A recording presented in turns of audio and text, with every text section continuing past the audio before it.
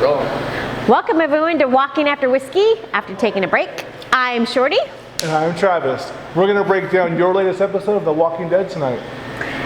And we're also going to break down some, I don't even necessarily agree that this is top shelf whiskey. We're going to break down some whiskey for you. We're going to put some top shelf whiskey for you tonight. I believe Scott's pouring us up some Knob Creek 120 proof. This is called Start Your Motherfucking Engine, Scott. Oh, God. You like this, Scott? Claremont's a little hot, but it's got some flavors. Scott. Oh. All right. Cheers. We're also going to break down. Oh, episode 3. Oh, season 10, episode 3, called Ghosts. Oh, nailed it. Nailed it, bitches.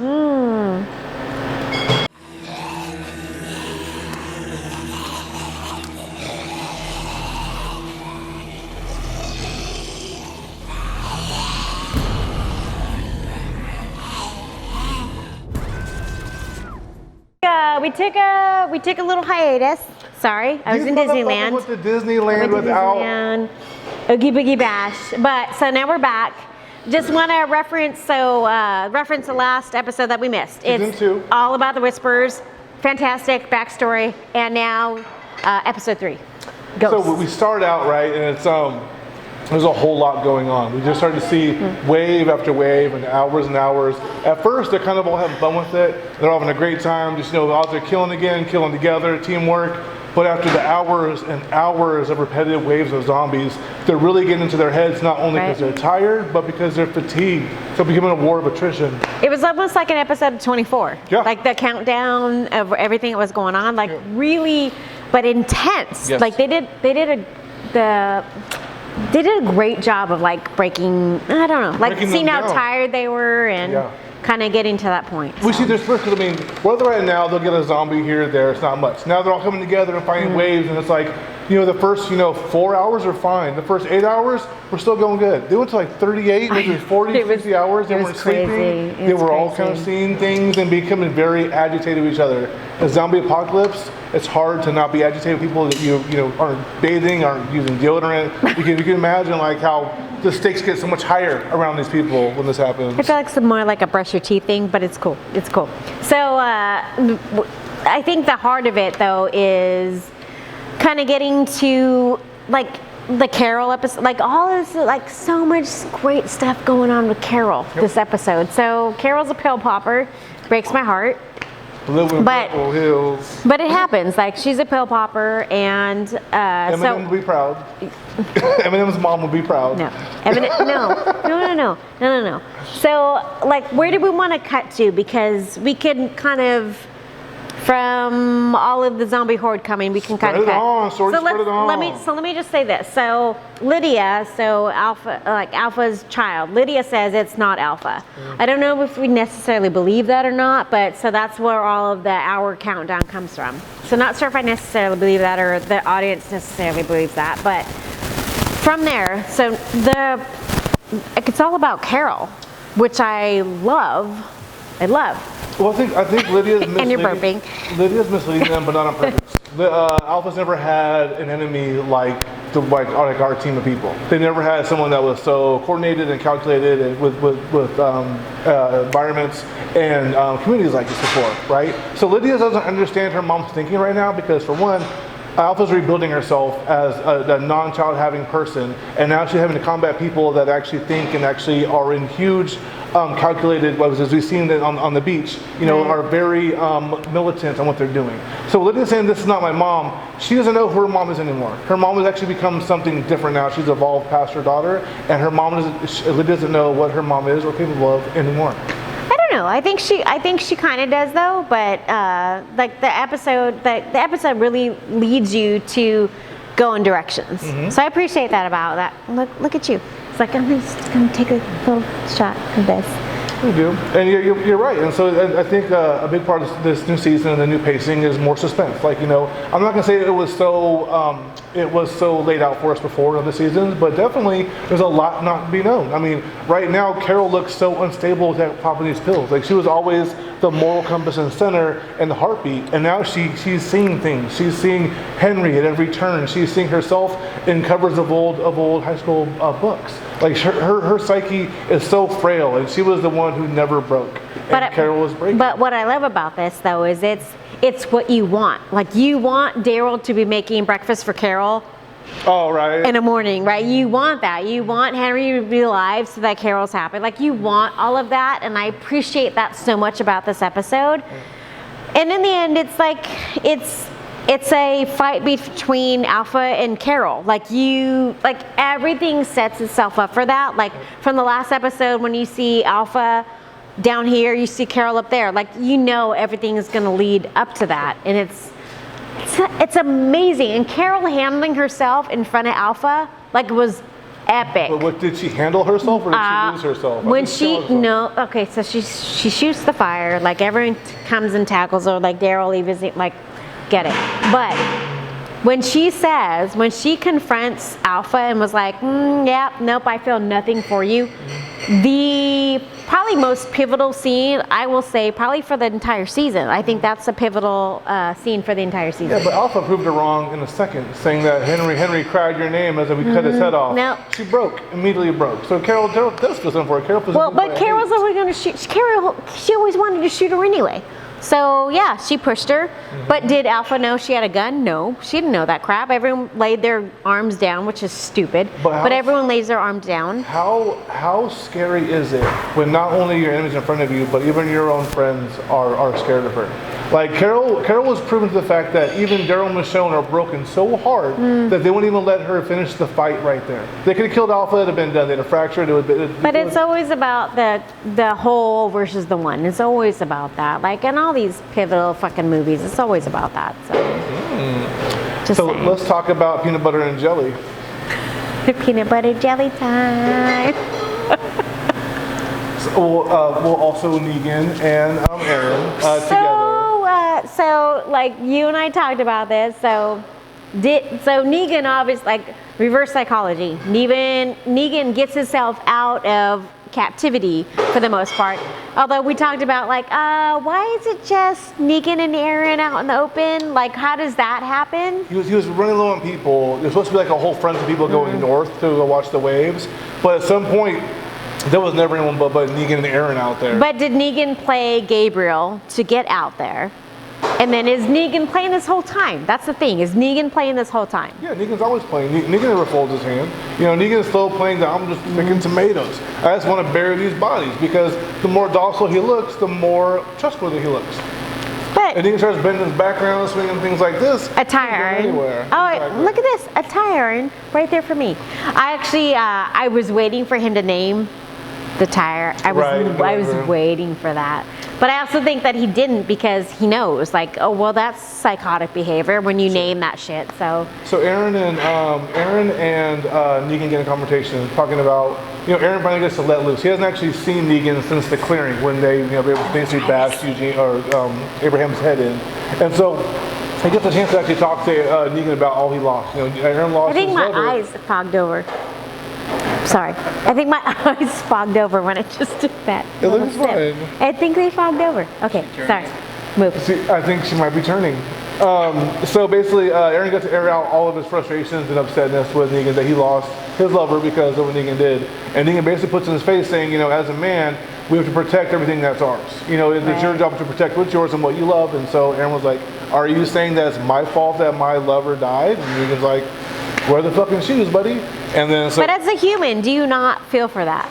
Yeah. Negan's speech, you absolutely feel for that because it's like, yep, I gotta protect my own and not having kids. But even not having kids, I'm like, yeah, you gotta fucking protect your own. And feel bad about yourself when you don't. And so Aaron brings it up to Negan that you lost your wife, to your battle. And Negan's like, well, you'll watch it, fucking buddy. He's like, no, let's talk about it. You're right. You lost your wife. She hated you in the end. And they foreshadow Negan's got some weird rash on his hand. So and then that all comes to fruition when Aaron has the issue with being blind. So that all comes to fruition. There's a zombie coming after him. Like Negan knew, okay, there's zombies in here with this type of weed that kind of has a reaction, almost like a poison ivy. Yeah. Right. And so the zombie comes up out of the bog, which is just looking like Swamp Thing in it, right? And so he tackles Aaron. He's like, okay, this guy's about to be fucked up. And at this point, Aaron gets the guy off him, but Aaron goes blind. He can't see, or very much like a tunnel vision. And Negan's gone. And at this point, I'm wondering too. I'll ask you. Do you think Negan was kind of slowly following around the whole time, or was always hiding in that house? Always hiding. He's always hiding. Negan thinks 5 steps ahead of everyone else. For sure. But if Negan was in that house and Aaron would have died, Negan could have never came back to Alexandria. Right? So he had to have been basically babysitting them, slowly playing in the whole time. All of this was a plot. All of it was a plot because now Aaron's going to go back. Okay, Negan saved my life. We get like stupid, like the foreshadowing of that is kind of a little bit too obvious, but I get it and I like it. And the audience is still left thinking, is he turning positive or is he still going to be Negan? And with the weird the weird foreshadowing of Alpha kind of showing some weakness, you got to wonder what's going on with that. So maybe Negan takes care of that. I think Negan's always going to be Negan. And he is always going to be Negan. Obviously, he has a heart for children, and he is a leader. Whether it's a leader for good or bad, he's always going to try to lead people instead of obviously being a father as he used to be. So we always kind of Negan to just be that much of a piece of shit to look out for himself, but always also look out for his back and make sure no one dies around him. Right. That way he doesn't fall back on himself. That's true. And I think that he does truly care about some of the people. Sure. If like someone like Gabriel died, would he care? Yes. Yeah. But in the end, would he like probably scoop dirt on his grave? Absolutely. Sure. Like there's that going on. Yeah, I mean, you like people because they're useful, right? I mean, like friends have a goal together. If you don't have a goal together, then why are you friends? Agreed. So, kind of a thing. Agreed. So towards the end of the episode, we see Carol lose her fucking shit. Popping pills. Can I say that right now? Lose her fucking shit. She talks to Daryl, and this is what really hit me. She talks to Daryl, and Daryl starts talking like a schoolgirl in a high school lunch table, like, "Oh my god, like this is the worst. I had the worst dad," and just starts opening up like a can of fucking tomato soup. I'm like, "There's something wrong here." Like Daryl's more like, "What are you doing? Oh, you are." And like he just talks to her like it's like a free flowing conversation about his past and about his dad, and like it was just like. That's when I kind of knew something was kind of weird. I don't like Carol being influenced, but it's a pivotal point in the show for what happens next. It's a pivotal point, but I was kind of bummed about the situation. But I do love, I don't know what part this skips to, but I do love in her dreams, it's a perfect life with Daryl and Henry. I do love that. Yeah, go to the store. Sure. Yeah, some of those I know. Oh, here's $20. Here's money. Go to the store. Is the store open? It absolutely. But then I love that scene. I really did enjoy that scene. Something that was crazy was Henry was like, "Mom, where are you going?" So it's almost like Henry is a memory that brings her back to her reality. And when she sees Henry, it's almost like Inception. When like Leo sees his wife, whenever she sees Henry, she gets grounded and like, this is not right. There's something wrong. She sees him everywhere, but he snaps her out of the shit that she's in. Because she can lose herself in Daryl's conversation, lose herself with Daryl. It's always lose herself with Daryl and all these things. But when she sees Henry, it's like her moral center of like, hey, you're fucking sleeping, wake the fuck up. And kind of you see her like the egg timer waking her up. Kind of like a relapse thing. So it's kind of really cool. I did that. So we were talking about how did the reality for Kara's reality. So did she see the 3 whispers in the forest? So now I was on the fence. I really thought she did, but if she, and the whispers are like they've been following, or Sadiq maybe telling her. So a little foreshadowing that, but she's. I don't like the up and down with Carol. I told you that. I don't like the up and down with Carol, but yeah, I think it's necessary. Right. Necessary going forward. We can circle the wagon with Sadiq for a second. Every time Sadiq has a little weird outburst, people are always checking him. Like he always looks around the room, and people have a weird reaction to his like anxiety, right? Like almost like, what's going on here? It's usually always Michelle, or always like Gabriel, Michonne, or Gabriel, or Daryl, very quickly. Yeah. And when it happens, they cut those people very fast. Like these people in the room are picking up on his shit like really quickly. So there's super PTSD going on, but my worry is that the other doctor now became way more interesting than Sadiq did. So how long you being like what's going to happen to him? Like I feel like he's going to off himself, but the Adonis body, you're sharing a drink with him. He's so pretty. Sadiq is so pretty. I'm going to say that again. Sadiq, he's so pretty. Get lost in his eyes. Tell me you don't get lost in his eyes. I think the anxiety that we're seeing is tell me you don't get lost in his eyes. Just say it. I don't want to jump in his eyes because I might drown and never come up for air. So I think keep that in the cut, Travis. I think that what we're seeing with Sadiq is guilt, and I think that because his family's there, his baby's there, his friends are there, and I think that Alpha saved him in the fact that he gets information from them.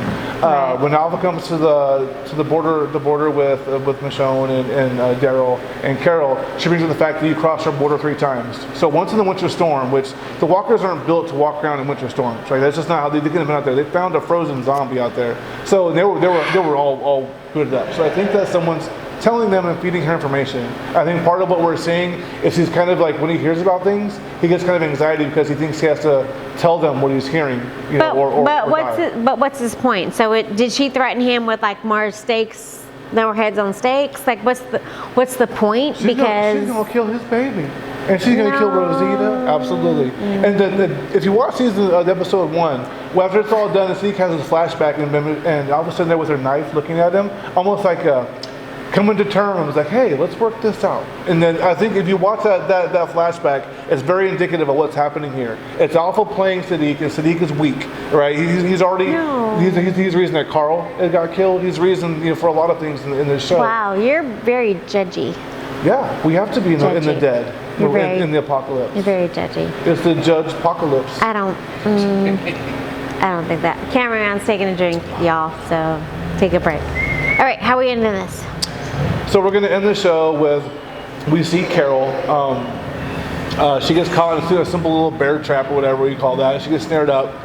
A room full of zombies walk in. But it's real. So the whole point is that we don't know whether Carol's reality is real or not. Yeah. So obviously the very last scene is the Whisperer dying. We don't know who that is. That can't be Gamma. Right. But so we see so that all happened. Yeah. Although even to that point, knowing that happened, Michonne's like, did you really see the other Whisperer in the woods? So there's some shit up in the air right now. Yeah, it's very Inception-esque. Like, you don't know what's a dream, what's not a dream. Yeah. And from each reality, you pull a bit of the dream out with it. Because even Carol was like, she mentioned, like, I saw those 3 ghosts, or those 3 people. Right. But like Daryl was saying, when his dad was a truck driver, which was also a dream. So he was seeing ghosts. So does Daryl believe her? Because she asked Daryl in the end, do you believe me? Does Daryl believe her? No, and I don't believe her either. I don't believe she saw 3. I believe her. Because they answer, like, they go, did you really see 3? Instead of saying, like, yeah, I'm sure I saw 3. She's like, sure I did. Like, very much, like, she didn't even believe herself. Like, when you say sure, like, sure. Like, she didn't believe herself what she was saying. I don't know. When you tell me, are you coming on Monday? And I say, sure, I'm going to be here. So there's that. Usually just me and Paul. Oh, shut the fuck up. You're so wrong. You're so wrong. We still have a good time. Shorty left. You all have never had a good time without me, by the way. Ever. Thanks, Scott. We'll keep our secrets. No. All right. No. Well, that was a good review. Long. Put your shot glass. No. A little 120 proof. I didn't die, folks. It is hot. It's really hot. Ooh, we need a break for a second. Taste tonight is Knob Creek, 120 proof. This is the single barrel, aged 9 years. Knob Creek puts out some phenomenal whiskey. It's usually a little bit more gritty and hard than Maker's Mark. Maker's Mark is a little more smooth, but I usually like the regular Makers and Knob Hill are usually about the same. But when they get these crazy proofs like 120 proof, this shit gets like real high octane diesel fuel. This stuff will start your fire. So for 120 proof, for someone that doesn't even like this shit, not terrible. I actually liked it. I enjoyed it. Keep drinking it. Did it make me hurt? Drink some of it. It did make me hurt, for sure. There's some burn going on, for sure. It's just hot, but it's not hot as it's not been aging long enough. It's hot because the fucking thing is 120 proof. Yeah, that's this is 60% alcohol and it's no joke. Definitely get a driver to have a couple of these. I love it. I love Knob Creek stuff. They're all really well. I would drink this with soda as a back. I drink it just straight. But again, this age 9 years for some reason, it's a little hotter than like their 10-year stuff, maybe because it's single barrel. But it's definitely will get your engine going and start the night off right. It's good. I did not hate this. It was just kind of a plus for me. That means a lot. That means a lot. Cheers. Thank you, Knob Creek. Thank you, everybody. And Scott. thank you, Junction Brewery. And Scott. We go right into our Junction Brewery segment. Yeah. We're here at 110 West American Canyon Road in American Canyon, California, at a little place called Junction Brewery and Grill. We come here for pork bellies, good time, family fun, and buffalo wangs. Oh, we did. Well, we had some special buffalo fish. And I've been chips. doing some crazy shit these days. I come here and make shit up. We've been using the fish and chips, $10 on Mondays, and mixing it with the buffalo wing sauce. So you guys, you would love the wait staff here, wait staff, bartending staff. Travis bartends here on the weekends too, occasionally. So it's a great environment. Like they actually tag that's for family and friends, and it absolutely is. It's so great. It's so good. So My good. babies are always here. I keep my Although Travis keeps me from his children, so there's Shorty's that. kind of but like whatever. she's kind of like a kidnapper per se. I'm like not a kidnapper. She'll put your kid in the car and drive away. I just love cute children. I love cute children that aren't mine, because none of them are mine. There's not a single child that's mine. So keep your kids from Shorty. Like basically, no. she'll give your kids candy, but No. I will give your kids love. I'm the best auntie ever. yeah, in the car, she's out of the way. Change. Cheers. Change. You go first. Cheers. Alice? I'm not going Alice first. what? I'm not going first. Change. Smoking what? Smoking. Oh. That's yours. Oh, Jesus. I'm so warm. I'm warm on the inside. Take that sweater off, Russia's